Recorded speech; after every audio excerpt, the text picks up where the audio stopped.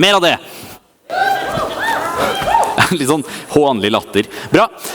Nå skal jeg ha æren av å introdusere et panel som jeg skulle ikke si, nei. Det var noen som mente at det var potensielt interessant backstage. Jeg tenker det er definitivt interessant. Men jeg er ikke panelholderen i dag. Jeg skal da introdusere min skjønne panelholder, Tonje. Skal du komme opp her? Skal du få lov til å ta over her nå, og så tar dere og så fortsetter dere sånn når hun driver på. Ja, mer av det! Hei. Jeg tenker at vi starter med å få opp alle panelistene våre også. Så skal jeg fortelle dere litt mer om panelet så fort alle er på plass.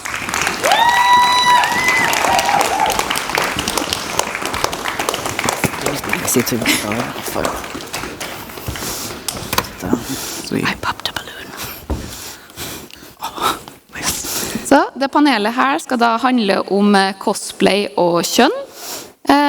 Og vi har fått 4 veldig flotte deltakere som vil dele litt rundt sine erfaringer når det kommer til det her med hvordan cosplay kan være med på å åpne for at man kan utforske kjønnsidentitet.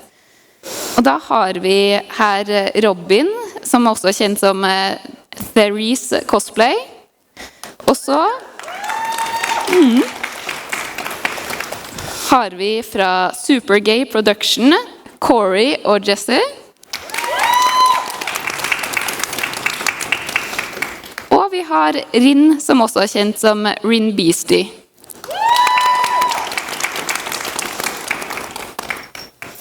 Så dere har jo snakket litt på forhånd her, og en av tingene dere har kommet frem til at dere har lyst til å dele litt rundt, er jo hvordan det her med cosplay gir rom for å utforske kjønns- og identitetsuttrykk, både åpent og på en litt mer privat måte. Er det noen av dere som har lyst til å starte med å si litt om det? Vi hadde som sagt en liten prat om hva vi skulle nevne i det panelet her. Og jeg tror en av de tingene vi lo litt med var dette spørsmålet som kommer opp hele tiden om hva kom først, høna eller egget, i forhold til er det sånn at cosplay-hobbyen og miljøet bare tiltrekker seg en masse skeive mennesker, eller skaper vi dem når det kommer dit? For det er jo ikke til å unngå at vi har en kanskje større representasjonsandel enn samfunnet generelt. Ja. Jeg tror det også har veldig mye med at det er både høna og egget. Det er en hobby som tiltrekker seg mennesker som gjerne har nerdebakgrunn, som har kanskje ikke vært blant de populære kidsa. Og veldig mange av dem er ofte skeive. Fordi det er den der følelsen av å ikke helt passe inn og ikke helt være A4, og så finner man plutselig et miljø hvor det på en måte nærmest er oppfordret, og hvor alle er annerledes. Jeg tror det gir den perfekte grobunn for å på en måte utforske seg selv og bli mer komfortabel med seg selv, og dermed så har man gjerne folk som finner ut at oi, jeg er kanskje ikke streit, jeg er kanskje ikke cis. Ja. Men Corey og Jesse, har dere noen tanker dere vil dele rundt det her?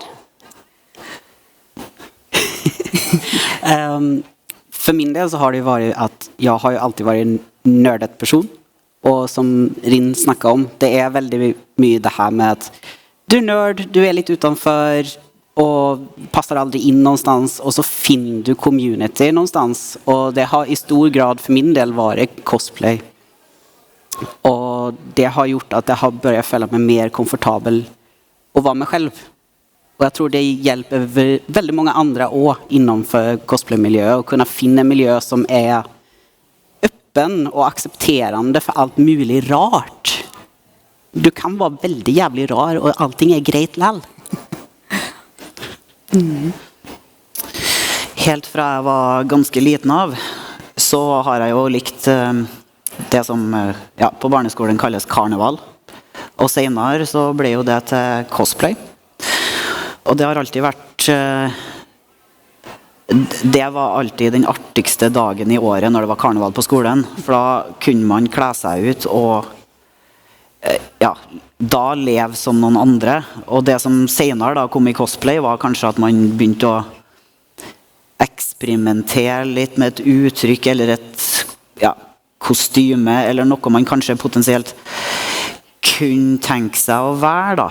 Eller noe i den retningen, rett og slett. Det er noe med altså den naturlige delen av cosplay som er ikke nødvendigvis rollespill, men identitetsutforskning. Både visuelt sett med klær og uttrykk, og med at du, selv om du ikke rollespiller, tar på deg litt av amarismene og personligheten til den karakteren, så du får utforsket det på en måte du kan gjøre trygt i cosplay-miljøet. Ellers, hvis du har lyst til å begynne å eksperimentere med kjønnsuttrykk og kjønnsidentitet i samfunnet, så er det vanskelig å gjøre det på en måte som ikke er veldig åpenbar, som ikke signaliserer veldig ut hva du driver med. Men i cosplay er det bare en naturlig del av hobbyen, så du kan være litt stealth sånn sett, og bruke god tid på å finne frem til det. Og så gir det egentlig en veldig naturlig vei inn i det, sånn som de av oss som har holdt på en stund, er litt eldre. Jeg identifiserer jo som ikke-binær eller kjønnsskeiv, og det var ikke uttrykket jeg hadde hørt om når jeg begynte å cosplaye. Det bare eksisterte ikke. Så det var på en måte veien gjennom cosplay var også veien til å utforske den delen av identiteten, og så kom ordene etter hvert og bare, åja, det er det det er.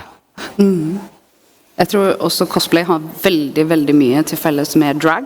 Det er en veldig transformativ type hobby, fordi hobbyen er i stor grad basert på kroppen din, og hva du tar på deg, og hvordan du fremstiller den kroppen, sjelen din, eller hva det nå er, bor i. Mens forskjellen er at i drag så er det veldig autorert. Det er en veldig spesifikk gruppe mennesker som tiltrekkes drag, og som driver med det, og det er på godt og vondt. Det er noe som kanskje ikke er like husrent blant mange miljøer, som gjør det kanskje litt mer vanskelig å utforske i, mens cosplay er mer litt mer mainstream i den forstand at det er en kostymelek, og det er et så stort spekter. Det er ikke kun en person som kler seg opp som et spesifikt kjønn. Det er mennesker som kler seg ut som karakterer. Og da er det plutselig litt tryggere rammeverk å eksperimentere i, på en måte som ikke nødvendigvis tilsier at fordi du cosplayer en karakter som er et annet kjønn enn det du identifiserer deg eller andre oppfatter deg som, så betyr ikke det nødvendigvis at du er trans eller ikke-binær eller det ene eller det andre. Det betyr kun bare at de cosplayer den karakteren. Og det tror jeg også åpner for at man har mye mer slingringsmonn for å, som Robin nevnte, stelte.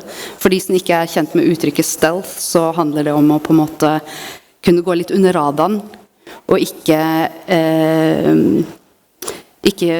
observeres, ikke oppleves som en person som er ute av skapet som skeiv. Og det gir en viss trygghet, da. Vi som håller på med både cosplay och drag och i viss mån burlesk. Skillnaden egentligen är, som Rin snackade om, att miljöet drar till sig olika typer personer. Men du har också separationen med att i drag och i burlesk, du adopterar fortfarande en karaktär, men det är inte en förutbestämt karaktär, om du kan se det som. Det blir liksom mer personlig. Och då är det vanskeligere å separere og være litt mer diskret og eksperimentere litt på den måten. Så på den måten så er det mye enklere innom cosplay at jeg liker denne karakteren. Jeg har lyst til å kjenne litt på hvordan det er å være denne karakteren. Da er det mye enklere å bare liksom gå og gjøre kostymen og liksom prøve seg ut i play-delen om du har lyst til det, eller bare adaptere uttrykket, rett og slett. Det er jo som Rinn sier der, det er cosplay tror jeg har gitt mange et ganske unikt og bra rom for å kunne prøve seg ut på mye uttrykk, identitet, eller om du bare er nysgjerrig som å gå om det andre kjønnet en dag, eller lignende. Det har, jeg tror det har gitt mange en kanskje den lille dytten de trengte da. Og så er det så veldig fint i forhold til bredden, relatert til det vi har snakket om, at i drag for eksempel, som veldig ofte er en litt ekstrem variant av de klassiske kjønnsrollene, og det er poenget med å leke med den, så får du i cosplay prøvd ut et mye bredere spekter av identiteter. Du kan plukke og mikse litt, og så finner du karakterer som har denne versjonen av maskulinitet eller feminitet, eller miksen av begge, og du finner de nyansene som er mer komfortable, og kanskje, eller for meg som føler meg veldig mye mer i midten da, så har det vært liksom, ok, da kan man få prøvd ut både visuelt og få sett hvordan det fungerer, og liksom mentalt finne de komfortsonene og hva som passer, i stedet for å måtte følge en masse regler. For samfunnet ellers er så veldig, veldig satt i hvilke bokser du skal passe inn i, og hvordan du skal passe inn i det, og finne den måten å komme igjennom via cosplay har vært helt nydelig. Og så tror jeg det er mange som har kommet inn i cosplay-miljøet fordi de er interessert i å lage kostymer og synes det er gøy å kle seg ut, og aldri egentlig har tenkt noe særlig over kjønn og sånne type ting, og så plutselig en dag så tar de på seg et kostyme av et annet kjønn og bare får en liten sånn åpenbaring og bare Oi, det er sånn det føles å føle seg komfortabel i den kroppen man er, og kanskje aldri egentlig helt forventet at det skulle skje. Det tror jeg også, så derfor jeg tenker at det er en høna og egget, litt vanskelig å si hva som kommer først. Jeg tror folk tiltrekkes hobbyen både fordi de er skeive og det føles trygt, men også at folk oppdager ting om seg selv i hobbyen fordi det er et trygt sted å utforske ting. Corey, du har jo på deg et cosplay som er ganske spesielt, dere begge. Ja, det ble spontant Robert Small fra Dream Daddy. Det var et cosplay jeg brukte første gangen i 2017, og det var da jeg egentlig sto der etter Conne i akkurat samme get-up og bare så meg i speilet og fy faen, det her er det mest komfortable jeg har følt meg i hele mitt liv. Det var min kanskje mest conscious aha-opplevelse. Så ja, det var faktisk ganske fint. Jag hade ju något väldigt liknande. För några år sedan så cosplayade jag McCree från Overwatch. Och jag gjorde en makeup-test första gången när jag hade på mig en lace beard. Och jag såg mig själv i spejlet etterpå. Och jag var sån, herregud, det där är jag. Det är faktiskt jag. För jag har alltid haft ett problem med att jag har alltid följt att det är något som är feilast med mig. Det är något som är fel. Jag har aldrig känt vad det är. Men det var som någonting bara klickade när jag såg mig själv i spejlet med lacebearden på. Och som, åh ja, okej. Det är det här som har varit fel. Det är det som har fattats. Okej, nu förstår jag det här lite mer. Så det är väl den största aha-upplevelsen. Annars har allting varit väldigt gradvis. Men det är sådana små hints lite här och där. Och hur du följer det i kostymer och sådana ting. För tidigare har jag ju cosplayat väldigt mycket kvinnliga karaktärer. Och något av det mest miserabla jag har varit i hela mitt liv var att cosplaya en kvinnlig karaktär i en pen kjole. För jag följde mig så dårlig. Jeg følte meg fysisk dårlig på grunn av det. Og jeg skjønte ikke hvorfor. Men det har jeg skjønt i ettertid, at det var dysfori. Jeg tror det er en ganske relaterbar opplevelse for alle som har vært gjennom, eller i det hele tatt bare begynt på den reisen via cosplay, er det øyeblikket du ser deg i speilet, for min del da, med litt maskulin sminke, når man etter hvert lærte å gjøre det på en god måte, og binder, og bare står der bare, det har vært en lang dag på Con, jeg er supersliten, jeg vil bare inn i komfortable klær, men jeg har ikke lyst til å ta dette av. For jeg ser meg i speilet nå og har et komfortlevel med meg selv som jeg bare ikke har funnet tidligere. Og da går det noen lyspærer som bare pling, pling, pling, pling, pling, pling. Jackpot! Ja. Jeg hadde også lignende aha-greie med... Jeg lagde jo et Kili-cosplay for en god stund siden, som jeg egentlig begynte å lage for mannen min. For jeg holdt på å lage Tauriel-cosplay til meg selv. Og så... endte jeg opp med å prøve Kili-cosplay selv, fordi jeg var mye mer fornøyd med håndverket på den, og jeg tenkte liksom, det hadde vært kult å konkurrere med det, men mannen min ville ikke konkurrere, så da tenkte jeg, ok, ja, men da må jeg kanskje gjøre det selv, og så tok jeg det på, og bare, oi, dette var gøy.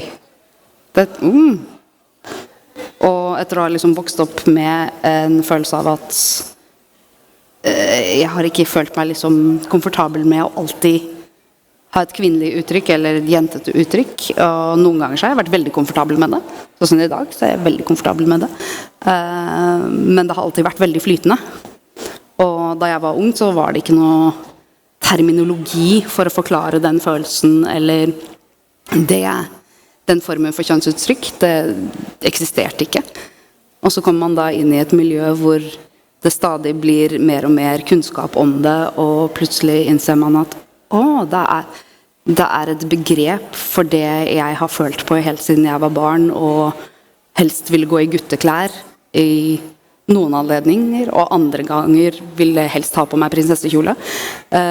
Og plutselig skjønne at ok, det er faktisk flere andre i verden som føler det sånn. Det er ikke bare meg.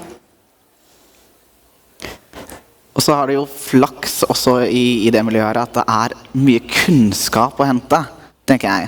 I forhold til hvis man skal begynne, og når man først har begynt ned denne veien, og så skal begynne med, for mange av våre deler, i hvert fall bindere, og eventuelt diverse utstyr man kan bruke da, for å justere kroppsform og føle seg mer komfortabel med seg selv. Jeg husker, i hvert fall når jeg begynte, så var det... Jeg tror aldri jeg personlig binda med gaffateip, men det var ikke helt uvanlig. Men det var i hvert fall mange runder med å fly rundt på cons med støttebandasjer for å flate ut. Noe som nå er det mer videnskjent at det er en dårlig idé. Det kan lede til brutte ribbein og diverse helseproblemer. Men nå, på grunn av det er så mye, både folk som crossplayer uten at det har noe egentlig med kjønnsidentitet å gjøre, men også såpass mye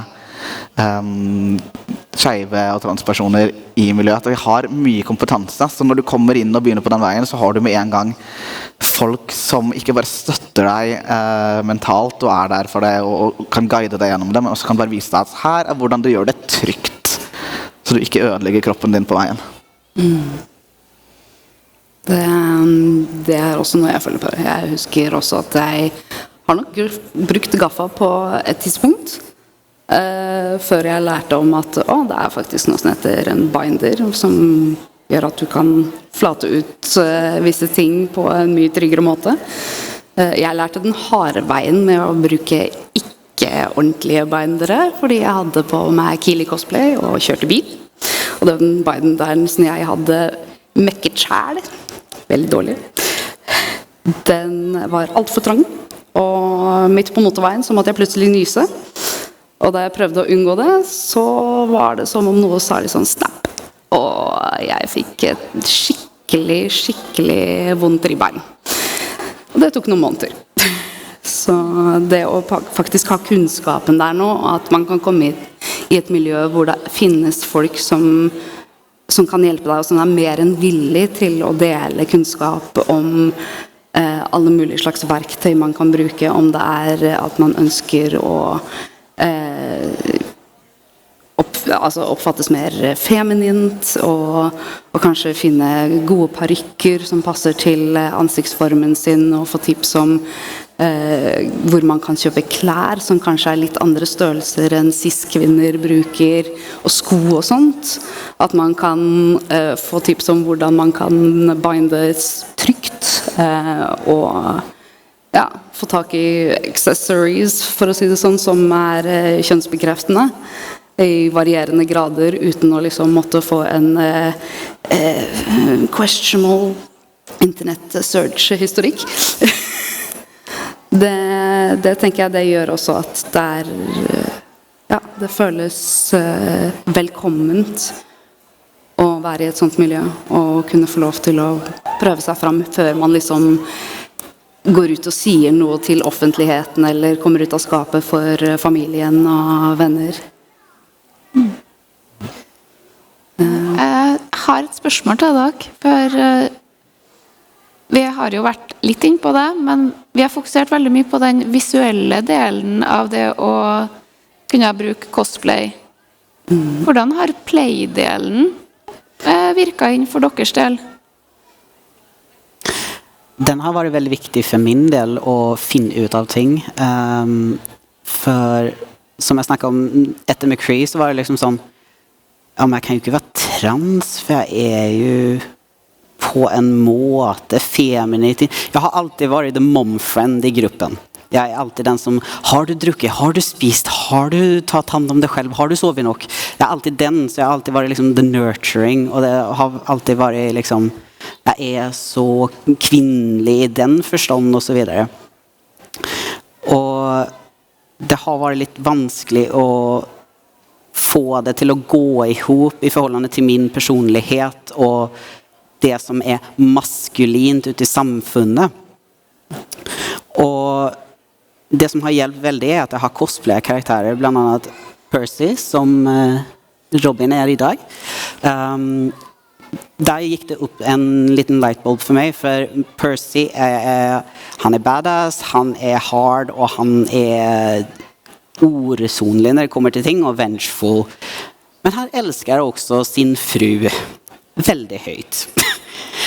Så det med at jeg kunne gå og være veldig doting og caring over alle andre som cosplayet frugan hans da, under et kon, gjorde at liksom at jeg kan være begge deler, det ok, det går an liksom.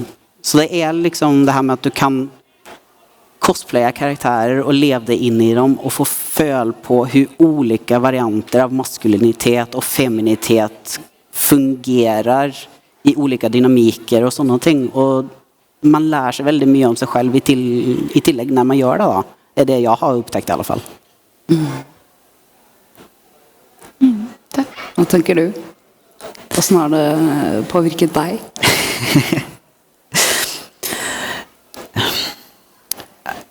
Jeg tenker at play-delen veldig fin med tanke på at man får utforske forskjellige, ja som du sier da, maskulinitet og femininitet, forskjellig, ja hva skal man si da, prøve på forskjellige personligheter på et vis. Hvis man kanskje sitter med litt kaos inni seg med hvem hvordan skal jeg oppføre meg, hva gjør jeg, og du bare egentlig ikke klarer å sortere noen ting, så hjelper den playdelen veldig godt. På samme måte som du prøver på klær, du prøver på deg en karakter, du føler litt på hvordan den karakteren så kanskje du klarer å sortere dine egne følelser litt rundt det da, hvis det make any sense at all. Ja, det noe med liksom å kunne få lov til å gå en mil i noen andres sko, sånn metaforisk. Jeg merker også det at det øyeblikket jeg tar på meg et maskulint kostyme, så endrer min fysiske holdning seg. Jeg merker, i alle fall i begynnelsen, når jeg begynte å liksom oppdage at oi, dette var gøy, at det gjorde noe helt merkelig med selvbildet mitt.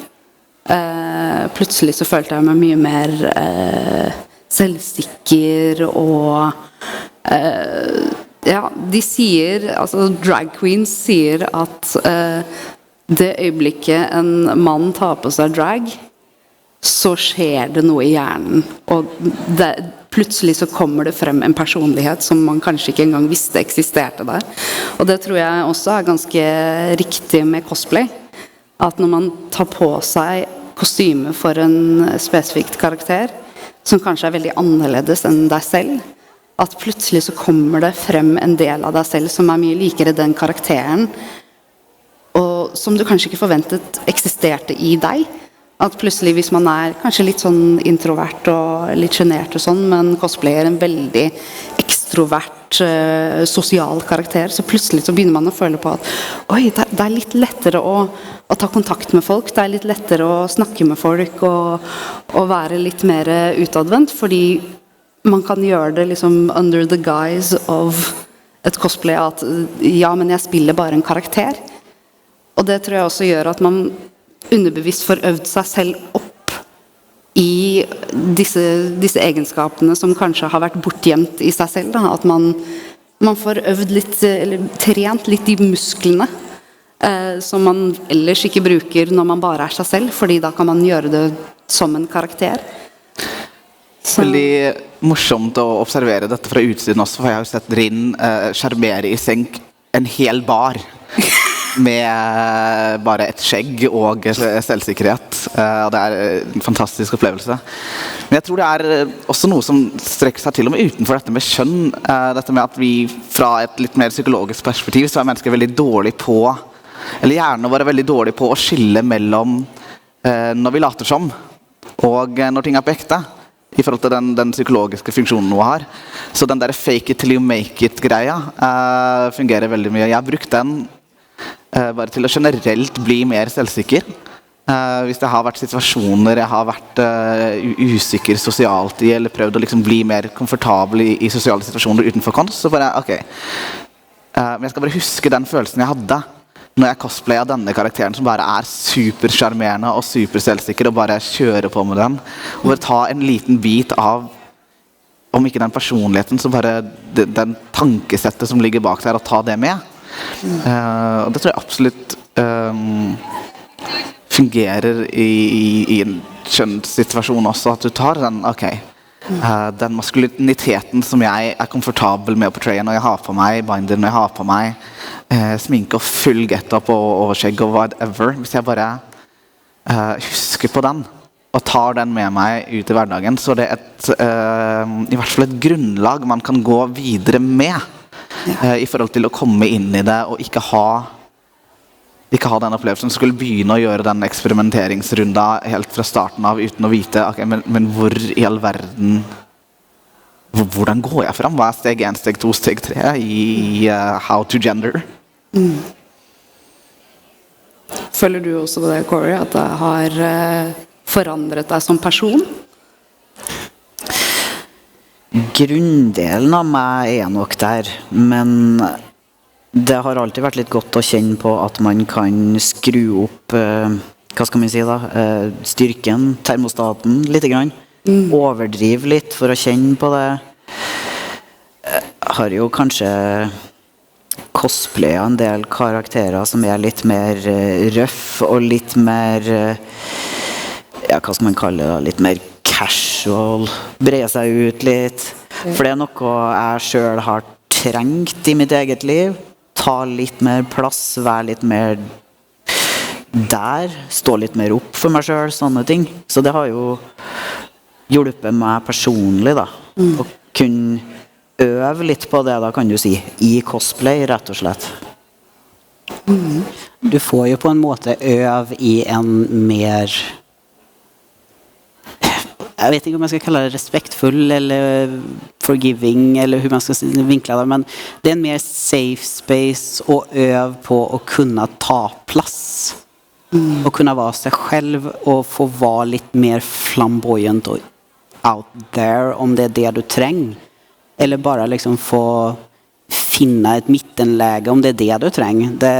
Du kan, som Corey sier, du kan dial it up and down litt mer som du kan føle på ting der du er komfortabel og mår bra. På en helt annen måte enn du kan ut i samfunnet. Og det er rom for å gjøre feil.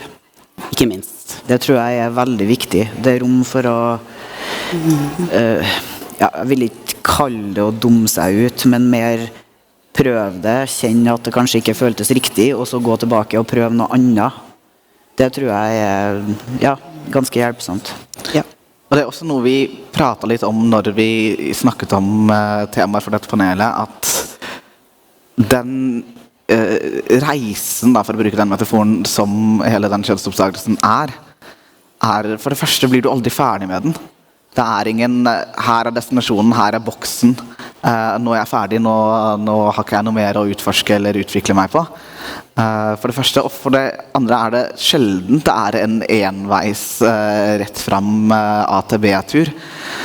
Og det at å ha den kunnskapsplassen, man kan utforske, man kan finne sine komfortsoner, og så kan man bli der en stund, så kan man gå videre, eller man kan gå tilbake. Det er ikke noe feil i å ta den tiden, bruke de ressursene man har til å finne ut mer av seg selv. Og hvis man da finner ut at nei, jeg synes det er kult å cosplaye karakterer av et annet kjønn enn mitt biologiske en gang iblant, men det betyr ikke at jeg er trans eller ikke-binær, så er det helt innenfor. Og man kan ha, hvis du sier at du er det, så går det helt fint å gå tilbake på det senere. Altså det er ikke en nå har du sagt det, så nå må du bli der type situasjon.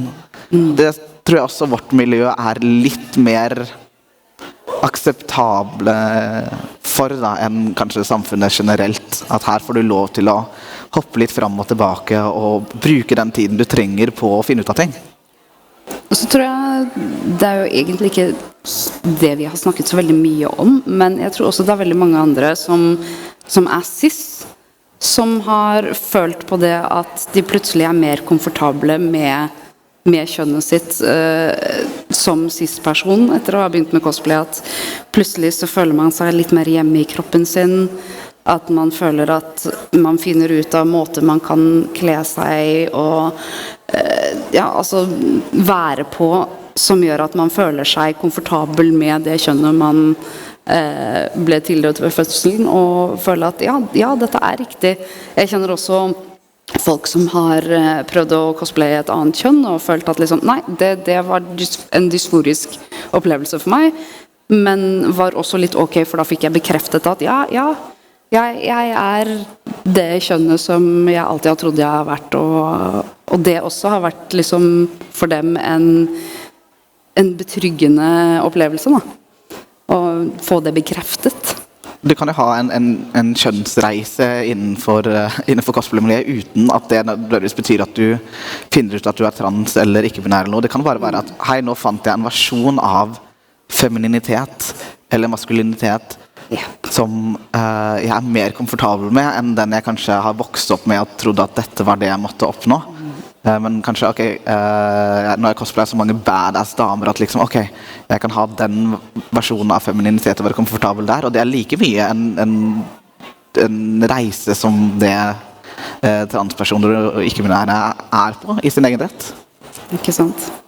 Jag tror att en av de fina tingen för icke-skeiva innanför cosplay som kan utforska här är att du får ett bredare spektrum av vad det betyder att vara det ena eller andra könet, och du kan få ett bredare respekt för alla som är utanför de normerna som är kvinnlig eller manlig. Speciellt genom playdelen, med tanke på att du får ju ett mycket bredare spektrum av synspunkt och perspektiv och upplevelser med att bara existera i miljöer även om du inte experimenterar själv. Jeg tror jo egentlig i bunn og grunn at jeg skulle til å si de fleste, men da mener jeg egentlig alle har godt av å eksperimentere og blande både maskulinitet og femininitet og kjenne litt på hva betyr det for deg personlig? Hvor vil du legge deg på, jeg vil ikke kalle det et spekter, men Jeg tror det er om å finne sin egen balanse da, i de to. Gjøre det til en dualitet og kjenne litt på alt, rett og slett. Man trenger ikke å være karikaturer av mann og kvinne. Det er lov å være hvor som helst, rett og slett. Det er vel noe vi kom frem til som en ting av det viktigste er at alt dette med det er ikke til å unngå at når man kommer inn i det skeive miljøet så er det mye ord, og det er mye terminologi, og det er mye å navigere seg gjennom. Og for de som ikke har vært lenge inn i det, så kan det jo være enormt kaotisk og til og med litt skummelt å komme inn. Og det vi som har holdt ut med det en stund, har vel kommet frem til er at labels er verktøy. Det er nyttige ord som du kan bruke for å kommunisere og for å prøve å finne ut av deg selv og andre. De er ikke bokser. Tanken er jo ikke at du skal finne ut ok, jeg passer ikke inn i denne lille boksen som samfunnet har laget, så derfor må jeg finne ut hvilken av disse andre boksene jeg passer inn i. Tanken er å finne ut hva slags måte å være deg selv på er det som gjør deg mest komfortabel. Hvilken versjon av deg selv er det som gjør deg glad og lykkelig og gjør at du kan leve livet ditt så genuint som mulig. Så det er mange jeg føler kommer inn ganske unge i miljøet og tenker at ok, men hvis jeg skal være trans så må jeg være sånn og sånn, og hvis jeg skal være ikke-binær så betyr det at dette og dette. Og det blir på en måte bare å gjøre det samme som man prøvde å komme bort fra til å begynne med. Og i stedet finne de ordene som hjelper deg å kommunisere din egen identitet til andre. Og være akkurat den versjonen av deg du føler deg best med. Det kommer jo også opp i mange forskjellige temaer, sånn som dette med kropp og kroppsbilde. Og at vi lever i en verden som er ekstremt fiksert på en bestemt mal for hvordan en kropp skal se ut, for å være liksom akseptert av allmennheten. Og det er jo noe som på en måte også til en viss grad har dryppet litt inn i det skeive miljøet også. Det er nesten uunngåelig at kroppsbilder og idealiseringer av hvordan kropper skal se ut også påvirker det skeive miljøet. Men det er jo heldigvis også noe som flere og flere har blitt oppmerksom på at dette er faktisk ikke sunt. Og det er ingen som tjener på at vi skal ha en mal for hvordan en kropp skal se ut for å aksepteres som et menneske.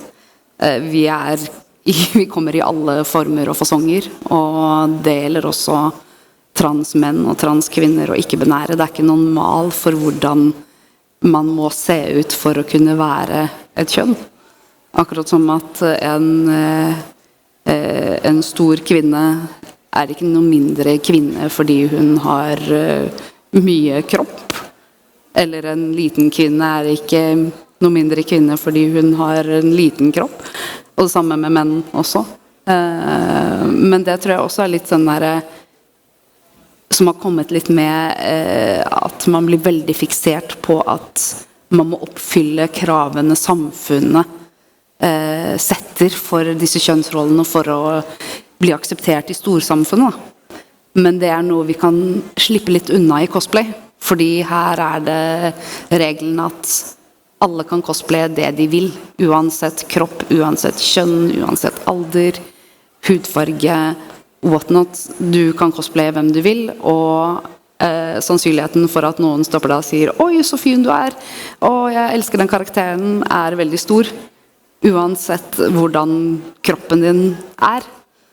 Så er man akseptert, og det tror jeg også er noe av det positive som cosplay-miljøet bidrar til den reisen, at man har den tryggheten med at man trenger ikke å følge de normene og de stemplene da.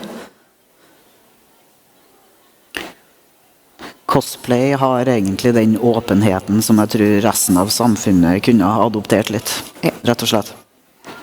Yes. Og det betyr jo ikke nødvendigvis at det miljøet her er perfekt. Jeg tror ikke det er det vi sitter og sier. Vi har fremdeles ting vi som miljø kan jobbe med og kan bli bedre på.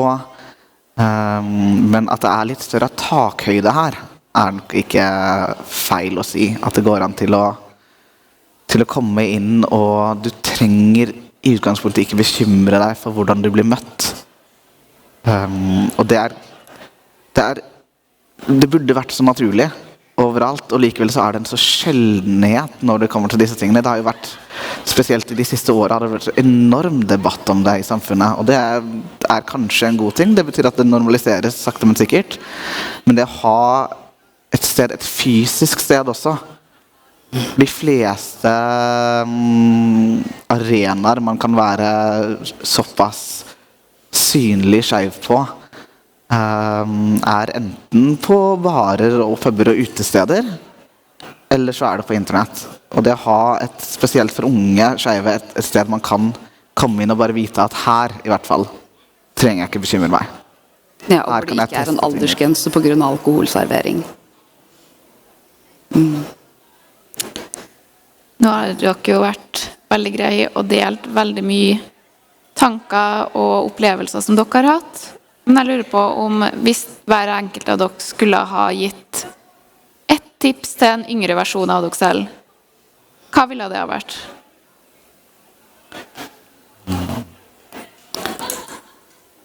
Jeg tror for min del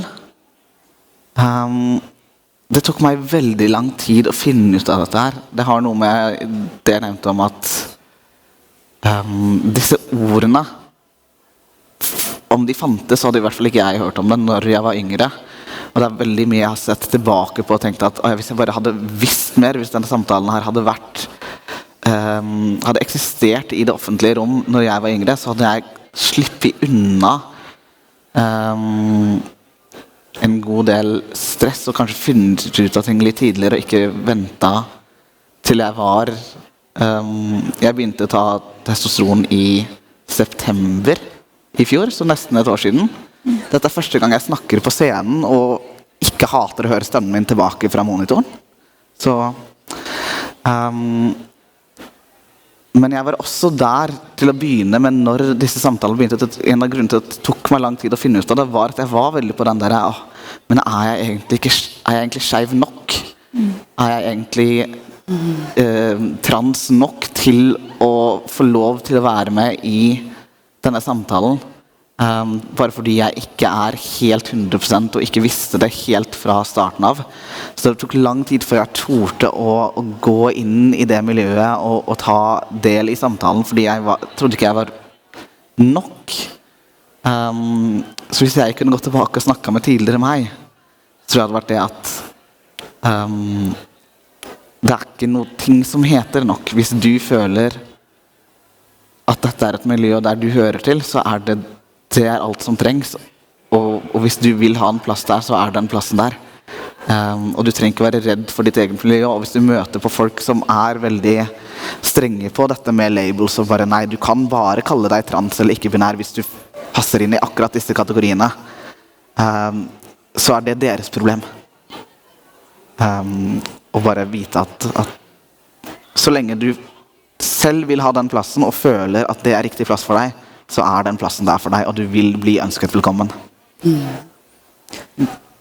Enn du, Corey? Det jeg ville ha sagt til en yngre versjon av meg det du som skal være fornøyd med kroppen din, det du som skal være lykkelig, det det ingen andre som har noe med, og ingen andre som burde ha en mening om, men folk kommer alltid til å ha en mening, men den kan du bare gi faen i. Det du som skal leve livet ditt på dine premisser. Jeg vil litt på samme linje med at sluta lyssna på alla runt om dig. Alla har en mening om vem du ska vara, hur du ska se ut. Men i slutändan så är det du som bor i din egen kropp. Lyssna på din egen kropp, lyssna på din inre röst. Den har rätt, för det är bara du som vet hur du ska vara och vem du ska vara. Så lyssna på det, inte på alla andra runt om dig. Var dig själv och var stolt över att vara dig själv. Bara visa samfundet att det här är mig. De som inte kan hantera det, bara nej, okej. Då tar vi de som faktiskt lyssnar på dig och uppskattar dig för den du är. Du finner alltid din plats och din tribe någonstans. För mig tog det 30 år. Det var 30 tunga år. Men här är jag nu och jag har vänner, jag har flera olika miljöer där jag är respekterat och folk respekterar mig och uppskattar mig för den jag är. Så stå fast vid det och var dig själv egentligen. Det är det viktigaste. Jeg tror hvis jeg skulle gitt meg selv et råd, så ville det vært at du har lov til å ta plass, og du har lov til å være annerledes. Det er greit.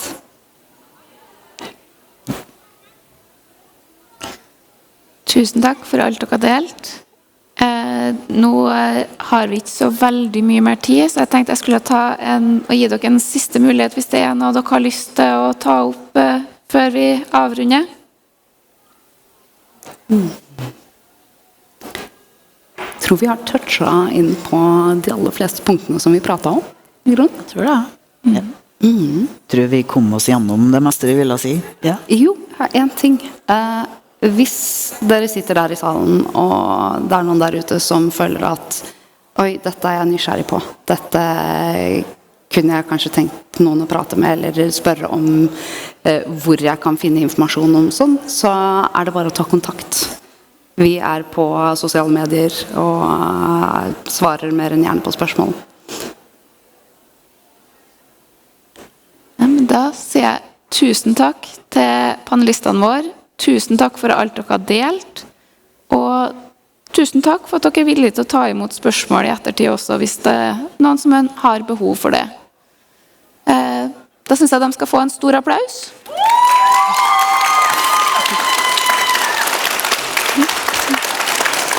Jeg klapper for dere også. Ja.